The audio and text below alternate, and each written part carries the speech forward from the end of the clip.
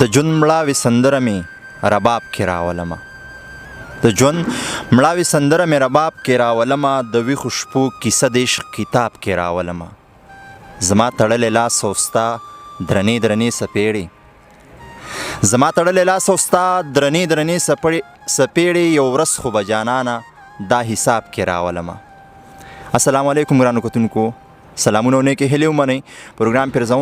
پیرزونې سره زه یم ستاسو کوربه محمد شاه خان دلکش څنګه چې تاسو ته پته ده پروګرام پیرزونه کې مونږ ګرځو شخصیاتو پسې ادبیاتو پسې پښتنو پسې د پښتنو خدمت کوونکو پسې او هغوی سره مرکې ریکارډ کوو هغوی نه د خوند او رنګ شعرونه اورو او په هغې د ژوند په اړه یو څو پوښتنې کوو په دغې لړ کې راسره یو ډېر دروند شخصیت چې د پښتنو دپاره یې ډېر زیات کار کړی دی ډېر زیات خدمت یې دی د هغوی خدمت به تاسو ته په دې سکرین باندې ښکاري چې دا څومره کتابونه پراته دي د دوی د ژوند ټولې قصې د پښتنو دپاره چې څومره منډې ترړې والې دي هغه پکې پراته دي او دې سره سره د ژوندون ټلویزیون رئیس هم دی د ټولو نه مخکې پروګرام پیرزونه کې اسماعیل یون صاحب ته سلامونه او احترامات وړاندې کوم السلام علیکم مننه کور ودان اسماعیل یون صاحب تاسو خو بېشمېره مینوال لرئ بېشمېره پېژندګلو لرئ هېڅ تعارف ستاسو د تعارف کولو هېڅ ضرورت نشته ځکه چې بېشمېره خلک مو پېژني خو پروګرام پیرزونه کې به موږ ستاسو په ژوند باندې خبرې کوو چې اسماعیل یون صرف سیاست سره تعلق نه ساتي اسماعیل یون ډېره ښایسته ژوند تېروي ډېر ښایسته یاران دوستان لري څنګه زندګي تېره کړې ده په دې به ستاسو سره خبرې کوو د ټولو نه مخکې راته ووایي ژوند څنګه روان دی مننه اول خو د پیرزوینې مننه کوو بیا خو دوستانو چې دلته دا پروګرام یې جوړ کوو د مرکې زمینه یې برابره کړه تاسو نه ټولو دوستانو نه مننه کور ودانۍ ورته وایو نو ژوند خو تېرېږي نو موږ خپله شي یو داسې هدفمند ژوند هم ټاکلی هدفونو کې کله کله سړی کامیاب شي کله پکې کامیاب نه شي خو د خوند هغه پکې لحظې پکې د درد هم پکې نو دا د خوند او درد دواړه تېرېږي نو خو یو هدف دپاره په ژوند کې موږ هدفونه ټاکلي دي هغو دپاره مبارزه کوو راضي او ډېر ته ناراضه نه یو صحیح الله دې وکړي چې ستاسو ژوند دغه شانې مخ په وړاندې روان شو په سوکالو په خوشحالو کې تېر شو یون صاحب د ژوند آغاز مطلب ستاسو پیدایش ستاسو خاپوړې کوم ځای کې شوي دي سترګې مو چېرته کولاو کړي دي نو زه په 1440 لمریز کال کې هود میاشت کې لغمان کې الینګار ولسوالۍ الوخیلو کلي کې زیږېدلی بیا مې لومړنۍ زده کړې مالته کړي بیا تللی یم کابل ته خوشحال خان لیسه مې لوستې بیا ادبیاتو پوهنځی مې لوستی ادبیاتو پوهنځي کې لیسانس ماسټري او پی ایچ ډي ته د هده پورې مې مالته زده کړې کړي مالته استاد شوی یم نن 10 کاله دمخه هغه پوهنتوني رتبې چې دي 6 رتبې او وروستۍ رتبې مې په ترتیب سره ترسره کړي اوس دغسې یم چې ګورئ مې صحیح اسماعیل یون صاحب تاسو ته کله پته ولګېده چې د اسماعیل دننه یو یون هم پروت دی تاسو کله ظاهره کړه یا تاسو ته کله معلومات شو خو ښوونځي کې موږ وو چې موږ د ادبیاتو سره ډېره مینه لرله او ښوونځي ترانې ټیم چې و هغه کې موږ غړیتوب درلود بیا همداسې چې کله لیسې ته لاړم نو هلته ادبي انجمن جوړ شو زه د هغه مشر شوم نو د ادبیاتو دپاره چې لومړی ثمر و هغه په 1466 کال کې نن 22 کاله مخکې د لر او بر افغان پښتنو ځوانو لیکوالو شعرونه ما راټول کړه هغه کتاب مې په 1466 کال کې د هیلې په نامه چاپ کړ هغه کې 40 تنه شاعرانو کوزي پښتونخوا او د برې پښتونخوا چې هغه اوس اکثره هغه وخت کې چې ځوانانو نو اوس محسن دي ځینې حیات هم نه دي نو هغه لومړی ثمر و عملي بیا هغه نه وروسته نو متواتر ډول باندې کارونه وشول دا کارونه چې تاسې ګورئ ادبي د 10 کلونو د کار او زیار نتیجه ده او دې منځ کې نور فرهنګي کارونه هم شوي دي بیا وختو بحث به پرې وکړو صحیح یون صاحب د ډېرو خلکو په ذهنونو کې د ډېرو خلکو په سوچونو کې سماعتونو کې دا یو سوال راوچتېږي چې څوک ادبیاتو سره یا څوک شعر او شاعرۍ سره تړون لري نو هغوی به عشق کړی وي مینه به یې کړې وي نو ستاسو د ژوند تر شا څه قصه ده تاسو چې تر ادبیاتو راغلی یا د شعر لیکلو پورې راغلی نو ستاسو د ژوند شاته د قصه د عشق نه شروع شوې ده که نه څه بله وجه نه خو انسان چې یا خو به مینه او عاطفات په سره ملګری کې انساني او بل پښتو شاعري چې دا یوازې فردي مینې پورې تړلې نه ده لیکوالي موږ چې ګورو امیر کروړ نه رانیولې امیر کروړ د وخت واکمن و شاعر و بیا هغه نه وروسته چې کوم په منځنۍ دوره کې موږ دا راته ووایي چې د شاعرۍ تر کومه حده چې تاسو شعر لیک کړی دی د دې زده کړې مو د چا نه کړي دی استاد مو څوک دی دا خو مونږ وویل چې په ښوونځي کې چې وو بېلابېلو استادانو که نه مونږ ترانې ټیم او دا مشاعرې به کېدلې وړې وړې هغه وخت کې مونږ داسې څلوریزې داسې دغو شیانو سره واړه واړه شعرونه به م لیکل هماغه د خپل ښوونکو دغو ته به م ښکاره کول هغوی به اصلاح کول بیا چې لیسې ته راغلو بیا هلته استاد عزیز تحریک زموږ استاد و ادبیاتو کې ډېر غټ لاسرسی لره بیا زه خپله د ادبي انجمن د هغه تر لارښوونې لاندې نور استادان هم ډېر بیا خپل د ادبي انجمن مشر شولم ډیر ځوان لیکوال پغه کې نو بیا چې پونځي ته لاړو خو بیا رسمي استادان ډیر ګڼ زیات شول نو رسمي زده کړې شولې د ادبیاتو نه رسمي او نارسمي ټولې زده کړې او علاقمندۍ چې وي هغه موږ له وړکتوب نه د سره علاقه لرله نو دا په متواتر ډول باندې تر دې دمه پورې دا تعقیب شوي ګڼ شمېر استادان زموږ تېر شوي بیا داسې وخت راغی چې ګڼ شمېر شاګردان هم زموږ تېر شوي صحیح دې کې شک نشته ستاسو بې شمېره شاګردان دي خو یون صاحب زما تړلی لاس او ستا درنې درنې څپېړې یو وخت خو به جانانه دا حساب کې راولمه دا شعر چې تاسو کله لیکو نو ستاسو په ذهن کې څه خبره چلېدله چې دا دومره ژور سوچ مو کو دومره ژور فکر مو دا به زه وګورم چې دا دقیقه نیټه پیدا کړم دا خو نن تقریبا کم کال چې دا بخښنه غواړم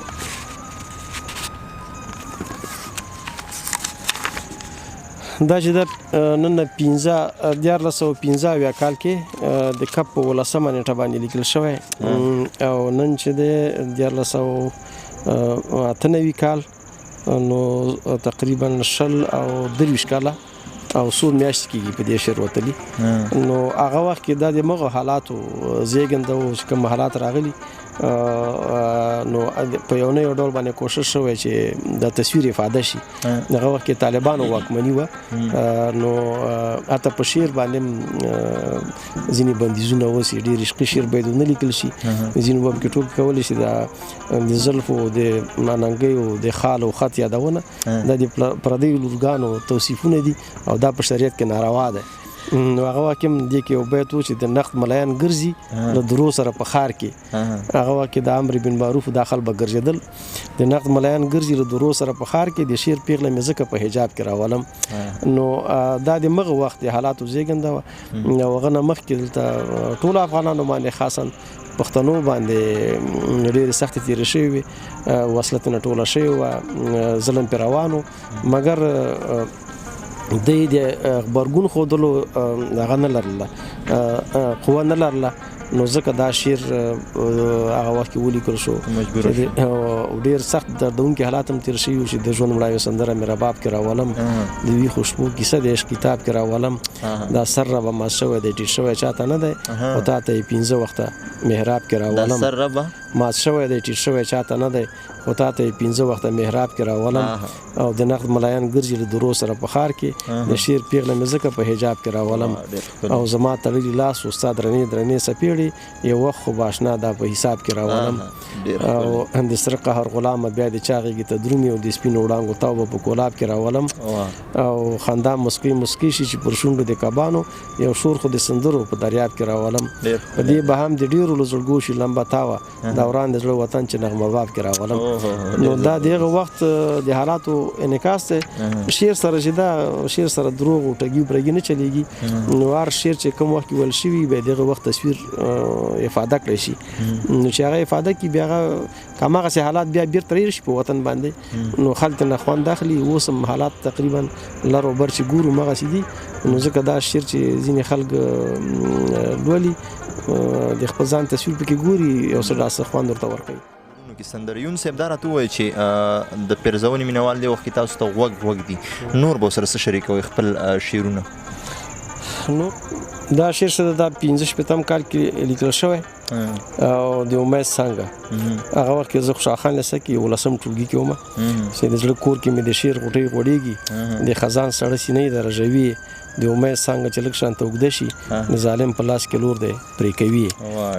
دا نو مټکور چې د 15 کال کې نن څو کاله شو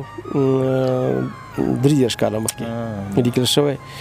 زه د ارمان لپاره لکه د جوارو دانه د اور بټۍ کې د ازمون په ګوتو په مینه په اور ووختم راوختلم خو د لمبو له تاوه سپینه پلوی نه شولم او د خوږې مینې د عشق له زوره د اور لمبو کې مټکور پاتې شو دا بل سلوریزه دا بله د ماضي عشق آشنا دا ستا د ماضي عشق له زوره زه له خوندو د نني ووتم عشق دا ستا د رنګینو جهان ته خالي راغلی وم خالي ووتم دا 18 کال کې یعنی 11 کاله مخکې د دې دا چې د خوشحال خان لیسې کې په 12 ټولګي کې متعلم وم دا زولانه غمونه دا یو سلوریزه ده غمونه مې تړلو په غمو کې زولانه لمبې مې بلولې د خیرت په ګریوانه غیرت به مې اغیار ته ښودلی د پښتو وی په مخ کې کمې خڼ نه وی بېننګه پښتانه نو دا خیر به یو غزل درته وایم دا 18 کال کې نه 10 کاله د مخه تقریبا په دغه شپو ورځو کې لیکل شوی لیونی د عشق نظر نشو لمبه لیونی تورو تیارو کې شول ډیوه لیونی مې کدی خود د زهود اور کې ناسي پکې دیره نه دي هغه لیونی دا چې بېدریغه پر قدم دی آشنا کلی کې نشته دي سوچلی ونی د عشق په تورې په دار مزړوي کله کوي چاته سوچدلی ونی زمونږ په کور بلمبې بلی ویلا تر سوچ پاتې وي دا دوه لیونی ډېر ښکلی دا 10 کاله مخکې یون صاحب شعرونه به هم اورو او زه غواړم ستاسو په ژوند باندې هم خبرې وکړو ستاسو په غزل کې ستاسو تخلص نشته دې وجه څه ده دغه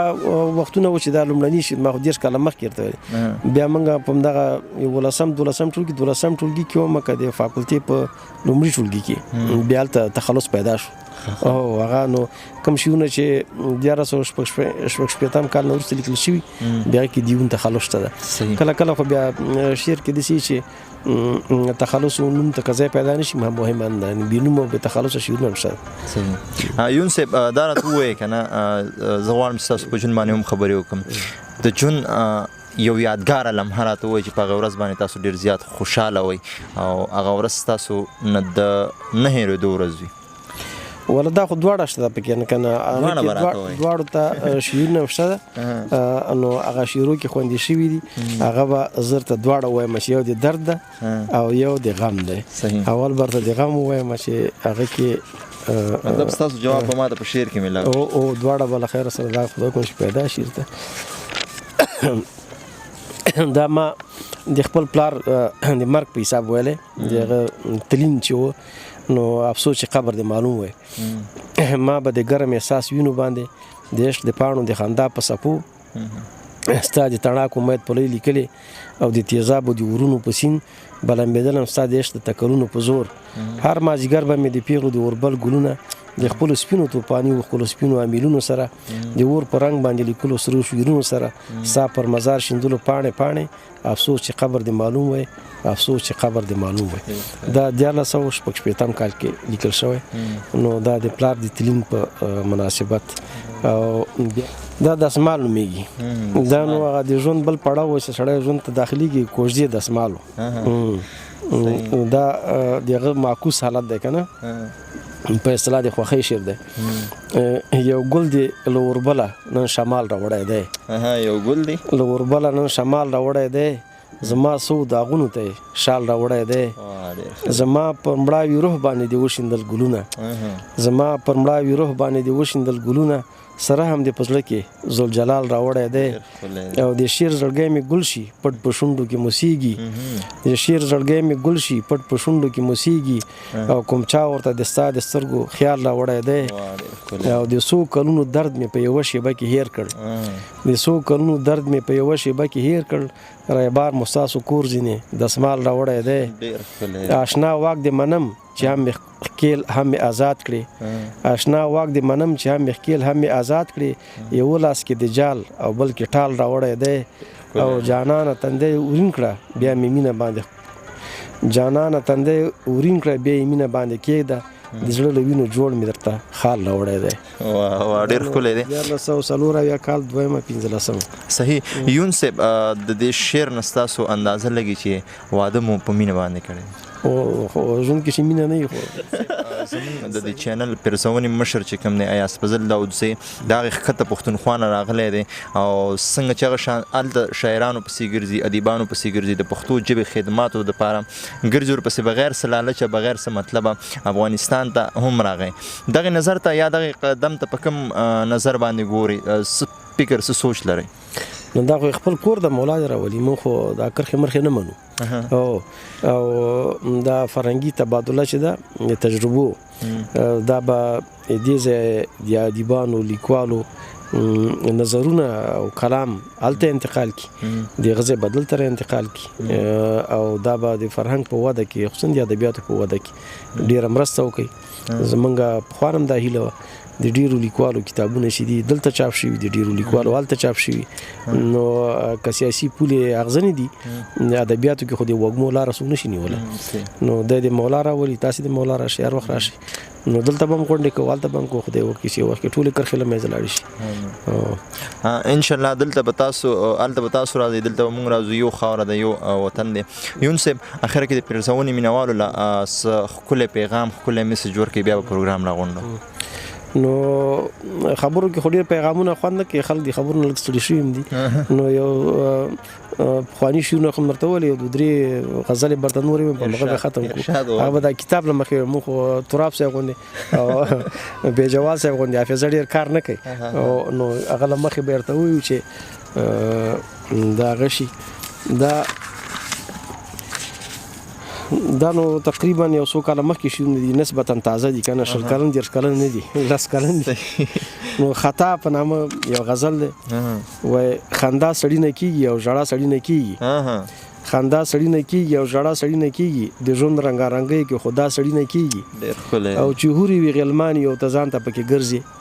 چې هورې وي غلمان یو ته ځان ته پکې ګرځي په داسې نندارو کې خو خطا سړی نه کېږي او ملا ویل ای ورونو د ملا شیطان ملاوي ملا ویل ورونو د ملا شیطان ملاوي دا غټه ګناګانې چې ملا سړی نه کېږي او که هر څومره توبه کړم خو توبه مې نه قبلېږي که هر څومره توبه کړم خو توبه مې نه قبلېږي نو ځکه مسلسلې توبې بیا سړی نه کېږي او تر هغو به ګناه وي سوچ ساوي په وجود کې تر هغه به ګناه وي سوچ ساوي په وجود کې ګناه کله بې روحه بې له ساه سړی نه کېږي او ملنګ چېرته په عمر کې کوم کلی دی وران کړی ملنګ چېرته په عمر کې کوم کلی دی وران کړی دا لوی ورانۍ ټولې د پاچا سړی نه کېږي او بس غر دی او ستا سر دی زمانه ده او ستا لاس بس غر دی او ستا سر دی زمانه ده او ستا لاس همیش دا سرزوري یونه له تا سړی نه کېږي ډېر ښه دی ډېر زبردست نو دا بل مخالف هغه وخت ما حکومت کې کار کوو او لږ لږ به مې انتقادونه هم کول صحیح نو اقرار کې مخالف دی په انکار کې مخالف اقرار کې مخالف دی په انکار کې مخالف عجیب شان جانان دی په هر کار کې مخالف او چې ناس مې په اوږو وي ښه خوشحاله وي قانع وي چې ناس مې په اوږو وي ښه خوشحاله وي قانع وي چې کوزې له اوږو کړم نیمه لار کې مخالف او منمه هر سړی کوي پاچا پسې خبرې هر سړی کوي پاچا پسې خبرې خو ما غوندې بسو کی په دربار کې مخالف او بیګای د ملا خبرې ټولې ومنلې بیګای د ملا خبرې ټولې ومنلې چې پاسې د خوبه شو سهار کې مخالف او د ټولې زمانې مې په نبض وهلې ګوتې د ټولې زمانې مې په نبض وهلې ګوتې یو تارم د درې تارو په سیتار کې مخالف زما او استاد دین نظر وبدي او ورونه زما استاد دین نظر وبدي او ورونه ته ژوند کې مخالف زه انتحار کې مخالف او هغه سړی کې حساب نه دی ملګرو هغه سړی کې حساب نه دی ملګرو چې نه لري په کلي نه په ښار کې مخالف ډېر ښه دی ډېر زبردست ښه ملګرو دا و یون صاحب پروګرام پیرزونه کې نن موږ سره میلمه و تاسو ته خوندور شعرونه واورېدل او ډېرې قیمتي خبرې مو ترې واورېدل زموږ زړه مې غواړي چې کښېنم ورسره او تر ناوخته پورې ورسره قیمتي دونه څومره معلومات یې هغه ترې حاصل کړم تر تاسو یې در ورسوم یون صاحب د خپل کتاب نوم هم نیمه پیړۍ یون لیکلی همدغه د یون صاحب ټول ژوند دی کې پروت دی که تاسو د یون صاحب نه ځان خبرول غواړئ نو دا کتاب ضرور ترلاسه کړئ او انشاءالله نور پروګرامونه له افغانستان کې نور پروګرامونه به هم کېږي یون صاحب سره به بیا ملاقاتونه هم کېږي تر هغې دمه چې چېرته یې ښاد آباد او بریالي اوسئ